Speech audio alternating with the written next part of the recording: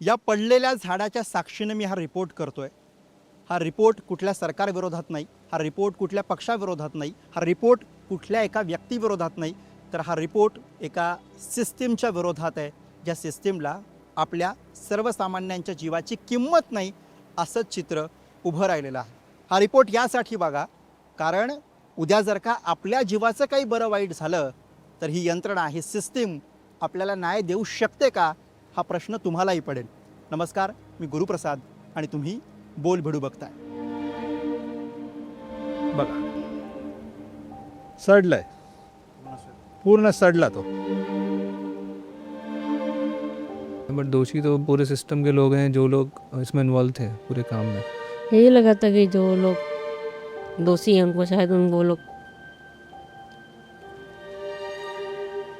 सजा देंगे, लेकिन रिपोर्ट तो कुछ और आई थी।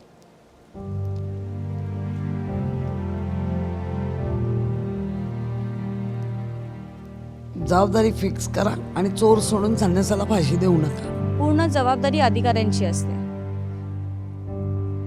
30 जूनची ही घटना आहे। इथे असलेलं हे पिंपळाचं झाड एका स्कूल बसवरती पडतं।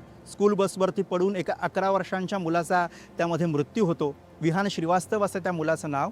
आणि ही घटना घडल्यानंतर एक फोटो समोर येतो, ज्या फोटोमध्ये एक आई दिसते, तिच्या हातामध्ये एक बॅट दिसते। ती सांगते की माझ्या मुलाची ही बॅट आहे आणि विहान कदाचित ही बॅट घ्यायला परत येईल। आपण सगळेच खरं तर तो फोटो बघून आणि त्यामागची सगळी गोष्ट ऐकून भावूक झालेलो होतो। त्याच्या पलीकडे शिवसेनेचे आमदार तुकाराम काते सांगतात की तो माझा शेजारी होता, हे सांगताना तेही भावूक होतात। त्यांची सुनबाई समृद्धी काते पालिकेच्या सभागृहामध्ये या सगळ्या घटनेविषयी सांगताना अत्यंत भावूकपणे सगळी मांडणी करतात। माझ्या मुलाचा तो मित्र होता, त्याच्याच वयाचा होता। हे सगळं मी यासाठी सांगतोय कारण या इथे घडलेल्या प्रकरणाची दखल, विहानच्या मृत्यूची दखल कोणी कोणी घेतली हे तुमच्यापर्यंत पोहोचवण्यासाठी, आणि म्हणून किमान हे प्रकरण तरी गांभीर्याने घेतलं जाईल, हलक्यात घेतलं जाणार नाही अशी अपेक्षा होती। पण तसं घडलं नाही, हे आता समोर आलेला रिपोर्ट सांगतो। तर झालंय काय, विहानच्या मृत्यूनंतर पालिकेचे आयुक्त अश्विनी भिडे यांनी एक चौकशी समिती नेमली। या चौकशी समितीमध्ये 2 उपायुक्त होते। 10 दिवसांची डेडलाईन त्यांना देण्यात आली। 10 दिवसांमध्ये त्यांना अहवाल सादर करायचा होता। तसा तो त्यांनी अहवाल सादर केला सुद्धा, पण या अहवालामध्ये त्यांनी जी मांडणी केली त्यामुळे या सगळ्या व्यवस्थेचे कपडे निघाले। कारण आपल्या लोकांना, आपल्या यंत्रणेला वाचवण्यासाठी कसे अहवाल तयार केले जातात हेच या निमित्तानं समोर आलं। आणि याचा सगळ्यात मोठा पुरावा काय असेल तर मुंबई महापालिकेच्या महापौर असलेल्या रितू तावडे यांनी स्वतःच आपल्या या पालिकेचा अहवाल अमान्य असल्याचं जाहीर केलं। BMCने क्लीन चिट दिलं ते अगदी चुकीचं आहे। स्वतःचा केस स्वतः ऐकायचा आणि स्वतः निर्णय पास करायचा हा हास्यास्पद आहे। आपण आज ज्या स्थळावर उभे आहोत इथे आपण पोस्टमॉर्टम करतो आहोत। हा झाड जो काप पडला त्याचा, जर तुम्ही बघितलं तर हा पिपलचा जो झाड होता, ह्याची जे बुडं असतात किंवा रूट्स असतात ते कसं पसरत जातात 15-15 मीटर दोन्हीकडे सगळ्या बाजूनी, कारण तो मोठ्या झाडाला स्वतःला बॅलन्स करायला लागतं म्हणून तसं पसरतो। इथे आहे का जागा मला सांगा? हे झाड बरं मोठं झाड होतं, ह्याला जागा आहे का कुठेही मला सांगा? सगळ्या बाजूनी कॉन्क्रीटने घेरलेलं आहे। बरं, कॉन्क्रीटने घेरलेलं आहे, खाली काय परिस्थिती आहे? खाली तरी कुठे माती आहे? हां, माती नाही, दगड आहे आणि काय म्हणतात ग्रेवल म्हणा, काय म्हणा। आता तुम्हाला हे दाखवतो मी, हे सगळं सडले त्याचे बुडं, कारण त्याचं माती नसल्यामुळे नुसतं पाणी लागून लागून हां बघा सडलाय, पूर्ण सडला तो। हां, झाड सडलं म्हणजे समजून जायचं का होतं। हे बघा, हे सगळे सहज निघतंय। सहज निघतात। हे बघा काय आहे झाडाखाली, कॉन्क्रीट कॉन्क्रीट। हां, बरं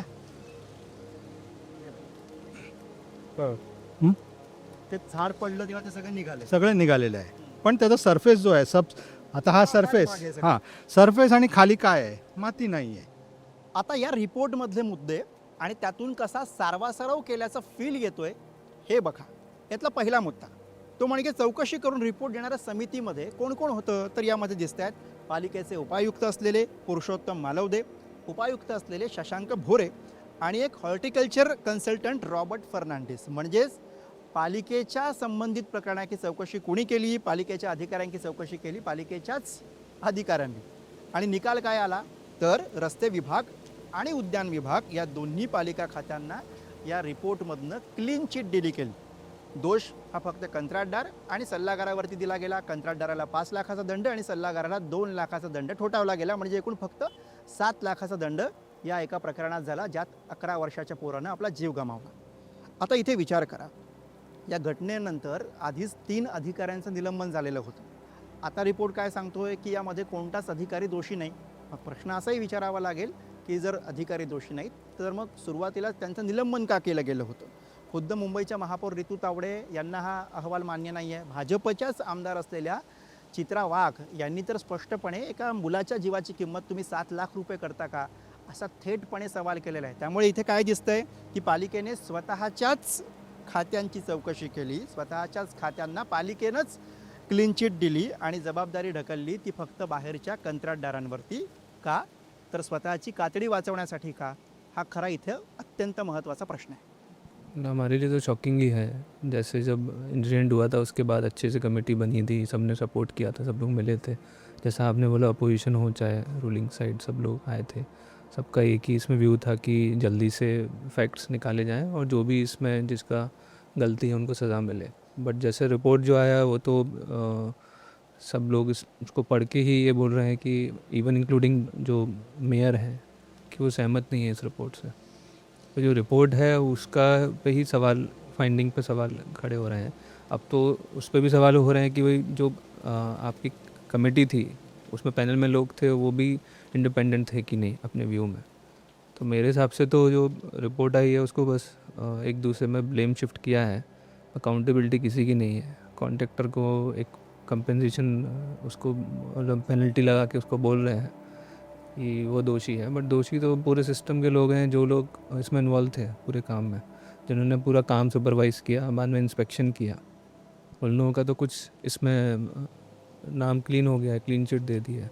अब आप चाहे वो रोड डिपार्टमेंट का नाम लें चाहे गार्डन्स का लें, पब्लिक के लिए तो बीएमसी एक सिंगल फेस है, उसको कॉन्ट्रैक्टर रोड गार्डन से मतलब नहीं है. यही लगा था कि जो लोग दोषी हैं उनको शायद वो लोग सज़ा देंगे, लेकिन रिपोर्ट तो कुछ और आई थी. इवन अश्विनी भिड़े जी का मैंने एक इंटरव्यू देखा था, उसमें उन्होंने बोला था कि नेक्स्ट मानसून से वो लोग अच्छे से तैयार करेंगे. तो मुझे लगा था सब पॉजिटिव ही चल रहा है, लेकिन ये हर साल ना हो, इसलिए अभी हमारी दरख्वास्त है बीएमसी ऑफिस से कि एक ऐसा प्रोटोकॉल बनाए, एसओपी बनाए कि आगे किसी और का विहान नहीं जाए या किसी की भी फैमिली से कोई भी बड़ा छोटा कोई नहीं जाए. ऐसा लॉस किसी को ना देखना पड़े. तुम्ही बघा ना, एक छोटंसं काम जर महानगरपालिकेने घेतलं, त्याचा एस्टिमेट काढण्यापासून त्याचं वर्क ऑर्डर निघेपर्यंत, PO निघेपर्यंत पूर्ण जबाबदारी अधिकाऱ्यांची असते. तर नक्कीच हे जे दुर्घटना जी झालेली आहे ह्याच्यामध्ये garden department, road department, SWM department हे तिघे तेवढेच कारणीभूत आहे. कारण ते काम करत असताना तुम्ही कुठलं काम घेतलं आहे रस्त्याचं, तर ते ट्री गार्ड झालं आहे की नाही हे सगळ्या गोष्टी त्या रोडच्या कॉन्ट्रॅक्टमध्ये मेन्शन केलेलं असतं. मग ही कोणाची जबाबदारी आहे? त्या अधिकारी जो आहे अपॉइंट केलेला त्याची जबाबदारी होती, त्यांनी ते बघून घेतलं पाहिजे होतं काम. चेंबूरमधल्या विहानच्या प्रकरणामध्ये ज्या गोष्टी समोर आल्या त्या आपण बघितल्या. त्यामध्ये काय दिसतं की पालिकेनं स्वतःच चौकशी करून आपल्याच खात्यांना क्लीन चिट देऊन टाकली. याच्या पलीकडे साकीनाक्यामधलं हे मॅनहोलचं जे प्रकरण आहे त्याच्याबाबतची 14 जुलैला टाइम्स ऑफ इंडियामध्ये छापून आलेली बातमी महत्त्वाची आहे. त्यातनं या प्रकरणातलं सुद्धा गांभीर्य अधोरेखित होतं. या बातमीमध्ये काय दिसतंय तर असलम शेख यांचा मृत्यू ज्या मॅनहोलमध्ये पडून झाला त्याबाबतचा एक मसुदा अहवाल समोर आलाय. यातनं काय आढळले तर यातनं प्रामुख्यानं गोष्ट ही आढळली आहे की असलम शेख ज्या दिवशी या मॅनहोलमध्ये पडले त्या दिवशीच्या कामाची वर्क ऑर्डर कोणी काढलेली होती याबाबतची कुठलीही ठामपणे सांगता येईल अशी माहिती पुढे येत नाही. अधिकाऱ्यांचे जबाब हे एकमेकांना कॉन्ट्राडिक्टरी दिसत आहेत, विसंगत दिसत आहेत आणि त्यामुळे सुद्धा संशय आहे. शिवाय या सगळ्या प्रकरणाचं काम ज्याच्याकडे होतं, या मॅनहोलवरती जाळी बसवण्याचं काम ज्या कंत्राटदाराला देण्यात आलेलं होतं तो कंत्राटदार फरार आहे. त्यामुळे चूक नेमकी कोणाची याचीही निश्चिती करता येत नाही आहे. एका अधिकाऱ्यानं तर इथपर्यंत सांगितलं की या सगळ्याची साखळी शोधणं हे सुद्धा कठीण आहे. आणि याच्या पलीकडचा कहर तो असा की अधिकाऱ्यांनी सुरुवातीला जे जबाब दिलेले होते ते जबाब बदलून त्यांनी आपले पुरवणी जबाब दिलेले आहेत. त्यामुळे प्रश्न पडतो की आधी जे जबाब दिले होते त्याच्यामध्ये काही वेगळी चुकीची मांडणी केली होती का ज्याच्यामुळे हे जबाब बदलावे लागले. आई या सगळ्यामध्ये महत्त्वाचा प्रश्न आहे. त्यामुळे विचार करा की चेंबूरमध्ये पालिकेने स्वतःहून क्लीन दिली आणि इथे साकीनाक्याचं जे प्रकरण आहे ते तर इतकं आहे की यामध्ये कदाचित क्लीन चिट देण्याची सुद्धा गरज भासू नये अशा सगळ्या गोष्टी दिसत आहेत. कुणावर जबाबदारीच निश्चित केली जात नाही आहे. त्यामुळे सामान्य म्हणत राहणार, यंत्रणा चौकशीचं नाटक करत राहणार आणि त्यातनं निष्पन्न काय होणार तर काहीच नाही. हा यातनं समोर येणारा मुद्दा हा आपल्या दृष्टीनं अत्यंत महत्त्वाचा आणि विचार करण्याजोगा आहे. तर ही 2 प्रकरणं ज्यांच्याविषयी आपण बोललो ती अगदी ताजी आहेत. पण आणखी थोडा डोक्याला ताण दिला तर जुनी अशीच काही प्रकरणं आढळतील ज्याच्यामध्ये चौकशी आणि त्यानंतर अहवाल समोर आलेला होता, ज्यातनं अशाच पद्धतीनं क्लीन चिट दिली गेली. त्यातलं एक उदाहरण आठवतं ते म्हणजे CSMTला जो हिमालय पूल दुर्घटना झालेली होती. तारीख त्याची 2019 14 मार्च. यामध्ये जो पूल पडला त्याचं काही महिन्यांआधीच स्ट्रक्चरल ऑडिट करण्यात आलेलं होतं आणि त्यामध्ये हा पूल चांगल्या स्थितीत आहे असं म्हटलं गेलेलं होतं. दुर्घटनेनंतर पालिकेनं संपूर्ण दोष हा खाजगी ऑडिटर नीरज देसाई यांच्यावरती ठेवला. त्यांना अटक झाली, पुढे न्यायालयात त्यांना नेण्यात आलं. पालिकेच्या अहवालामध्ये 3 अभियंत्यांना सुद्धा त्यांच्यावरती कारवाई व्हावी अशी शिफारस केली गेलेली होती. पण मुख्य फोकस हा कायमच नीरज देसाई जे खाजगी ऑडिटर होते त्यांच्याकडे राहिला. म्हणजे पालिकेनं स्वतःच्या माणसांना वाचवण्याचा प्रयत्न केला आणि दुसरीकडे खाजगी अभियंत्यावरती खापर फोडण्याचा प्रयत्न केला असंच याही प्रकरणात दिसतं. पुढे मालाडमध्ये भिंत पडल्याची दुर्घटना झालेली होती. 2019चं हे प्रकरण 2 जुलैला घडलेलं, ज्याच्यामध्ये 29 जणांचा मृत्यू झालेला होता. तर याच्यामध्ये पालिकेने स्वतःचा बचाव करताना अतिवृष्टी आणि ढगफुटीचं कारण दिलेलं होतं.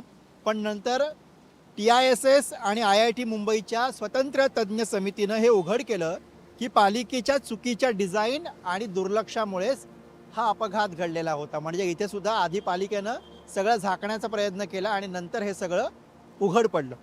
पुढे कमला मिल्सला लागलेल्या आगीचं प्रकरणही दिसतं ते 2017 सालातलं आहे, ज्याच्यामध्ये 14 जणांचा मृत्यू झालेला होता. सुरुवातीला पालिकेनं 5 आपल्या अधिकाऱ्यांचं निलंबन केलं, पण मुंबई हायकोर्टानं महाराष्ट्र सरकार आणि पालिका या दोघांनाही यानंतर फटकारलं होतं. चौकशी समितीला अगदी मूलभूत सुविधाही दिल्या गेल्या नाहीत अशी बाब पुढे आली आणि नंतर आणखी तपासामध्ये अग्निशमन पालिकेचा उपअभियंता आणि अग्निशमन दलाचा सहाय्यक विभागीय अधिकारी या दोघांना सुद्धा त्याच्यानंतर अटक झाली. म्हणजे सुरुवातीला जे दोषी दिसत होते त्याच्या पलीकडची कारवाई प्रत्यक्षामध्ये नंतर झाली. त्यामुळे काय दिसतंय की कोर्टाचा दबाव आला आणि कोर्टाचा दबाव आल्यानंतरच या प्रकरणाची खोली ही लक्षात येत गेली.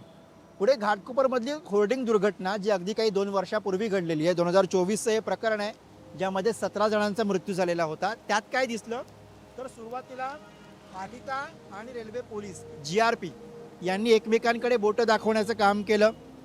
होर्डिंग ही मंजूर आकारापेक्षा कितीतरी मोठी होती तरीसुद्धा त्यामध्ये कारवाई केली गेली नाही.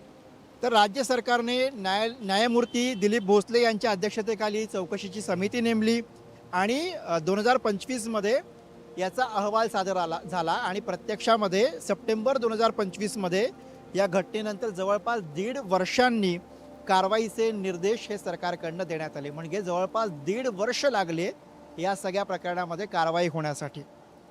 त्यामुळे याच्यात काय दिसलं की यंत्रणांनी परस्पर एकमेकांवरती दोष लावण्याची कामं केली आणि त्यामुळे प्रत्यक्षामध्ये कारवाई व्हायला सुद्धा दिरंगाई होत गेली. तसाच काहीसा प्रकार एकूणच अनेक प्रकरणांमध्ये आत्तापर्यंत आपल्याला दिसत आलेला आहे, जसा तो आत्ताही दिसतो. काय आहे, ह्या चौकशी समिती ही त्रयस्थ असावी असं मला वाटतंय. तो महानगरपालिकेचेच अधिकारी आणि तेच जर चौकशी करणार असेल तर ते स्वतःच्या अधिकाऱ्यांना वाचवायचंच काम करणार हो. एक सोशल साधारण एक माणसाची एक ती मानसिकताच असते ना, आपला माणूस आहे सॉफ्ट कॉर्नर कुठे ना कुठेतरी असतोच. त्यामुळे ह्या चौकशी समिती वगैरे ह्या त्रयस्थ असाव्यात. तुम्ही उजवीकडे बघा, तुम्ही डावीकडे बघा, तुम्ही वर बघा, तुम्ही खाली बघा. म्हणजे जे स्वातंत्र्य पदपथाचं किंवा अगदी गाड्या चालत असताना रोडवरचं तेच हिरावून घेतलं जातं आहे आणि त्यालाच जिम्मेदार धरलं जात आहे. तुम्ही पाहिलं नाही, तुम्ही कुठेतरी दुसरीकडे बोलत होता, नाही कुठेतरी पळवाटा काढतायत आणि हे रॉंग आहे. याआधी घडलेली ही काही प्रकरणं आणि आत्ताशी ही 2 अगदी ताजी प्रकरणं आपल्या सगळ्यांच्या समोर आहेत. 2017 ते 2026 या सगळ्या दरम्यान पॅटर्न काय दिसतो तर अशी एखादी दुर्घटना घडते, त्यानंतर तातडीनं चौकशी समिती नेमली जाते. ती समिती दिलेल्या डेडलाईनमध्ये आपला रिपोर्ट सादर करते आणि त्यातनं प्रत्यक्षामध्ये आपल्याच माणसांना फक्त क्लीन चिट देण्याचं काम केलं जातं. त्यामुळे अशी एखादी दुर्दैवी घटना जर का आपल्यासोबत किंवा आपल्या कुणा जवळच्या माणसासोबत घडली तर प्रत्यक्षामध्ये ही यंत्रणा त्याला न्याय देऊ शकेल का, या प्रश्नाचं उत्तर कदाचित तुम्हाला सापडलं असेल. ते उत्तर कमेंट सेक्शनमध्ये लिहा. कदाचित ही सगळी उत्तरं वाचून, या सगळ्या प्रतिक्रिया बघून काहीतरी बदल घडेल, काहीतरी फरक पडेल आणि ही यंत्रणा जिला कोणाचं काहीच पडलेलं नाही आहे तिला जाग येईल अशी अपेक्षा पत्रकार म्हणून मी करतोय. कदाचित नागरिक म्हणून तुम्हालाही करावीशी वाटेल. त्या व्हिडिओसाठी कॅमेरा हाताळलाय माझा सहकारी अमर सकपाळ याने. बोल भिडूसाठी मुंबईतून मी गुरुप्रसाद.